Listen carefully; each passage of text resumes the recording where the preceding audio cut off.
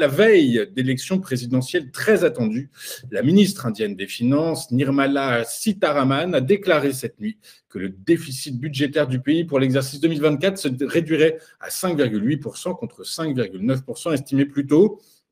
Elle a souligné par ailleurs que l'économie indienne connaîtra un développement sans précédent, précisant que 4 domaines majeurs dans lesquels le gouvernement allait se concentrer seront le fer de lance de la politique, de sa politique. Et évidemment, ces 4 thèmes majeurs sont la pauvreté dans un premier temps, la jeunesse, les femmes et les agriculteurs. Le ministère des Finances avait déclaré un peu plus tôt cette semaine que l'Inde pourrait devenir la 3e économie mondiale d'ici 2027 avec un produit intérieur brut de 5 000 milliards de dollars.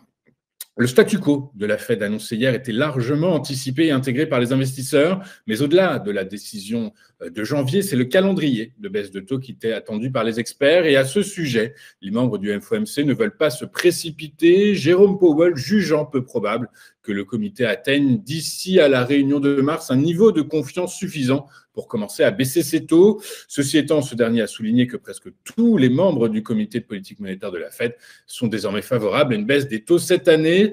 Pour autant, la hausse des prix semble sous contrôle aux États-Unis. L'indice PCE, mesure étroitement surveillée par la Fed et qu'elle veut ramener à 2%, a montré une inflation sous-jacente au plus bas depuis près de 3 ans à 2,9% en glissement annuel. Enfin, à quelques mois des élections présidentielles aux États-Unis, le sujet est évidemment sur toutes les lèvres. Le président démocrate Joe Biden, comme son principal concurrent, le républicain Donald Trump, ne cessent tous les deux de vanter leur réussite économique respective. Enfin, c'est une donnée qui pourrait inciter la Banque centrale européenne à accélérer son calendrier de baisse de taux. En effet, hier, nous avons appris que l'inflation en Allemagne est franchement repartie à la baisse en janvier, à 2,9% en glissement annuel. La hausse des prix est à un plus bas depuis juin 2021, alors qu'elle était encore de 3,7% un mois plus tôt. Cette baisse s'explique principalement par le ralentissement de la hausse des prix de l'énergie, et ce malgré la mise en place d'une nouvelle taxe carbone outre-Rhin. Quant à l'inflation sous-jacente, qui exclut, vous le savez, les prix volatiles des produits alimentaires et de l'énergie, elle est tombée, elle, à 3,4% en janvier contre 3,5% en décembre. Faisons un tour maintenant de ce qui s'est passé sur les principales places boursières de la planète hier et ce matin.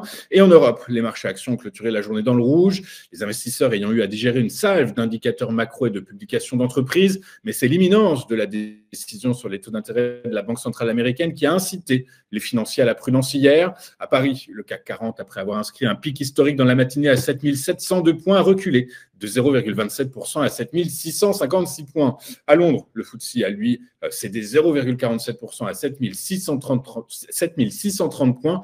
Enfin, à Francfort, le DAX a lui reculé de 0,4% à 16 903 points. Aux États-Unis, Wall Street a fini en net repli. Les espoirs des investisseurs douchés par la décision de la Réserve fédérale américaine de ne pas se précipiter dans son pivot. Le S&P 500 a perdu 1,6% à 4 845 points. Le Dow Jones a cédé, lui, 0,82% à 38 150 points. Enfin, le Nasdaq a lui reculé de 2,23% à 15 164 points. En Asie, ce matin, dans le sillage de Wall Street, le Nikkei a lui reculé de 0,76% à 36 011 points.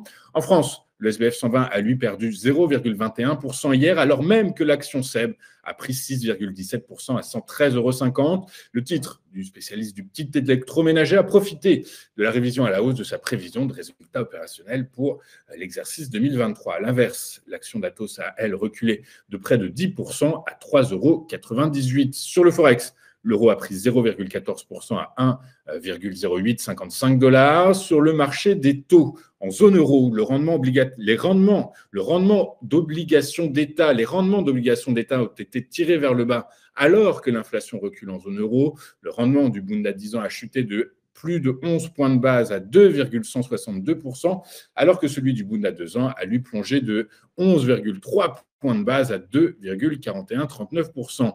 Aux États-Unis, toujours sur le marché obligataire, la perspective d'une Fed accommodante a poussé les rendements souverains vers le bas. À l'heure de la clôture en Europe, le rendement du trésorier à 10 ans perdait plus de 9 points de base à 3,9634% contre une chute de près de 13 points de base pour le taux à 2 ans à 4,2314%. Enfin, les prix du pétrole ont fini la journée en baisse.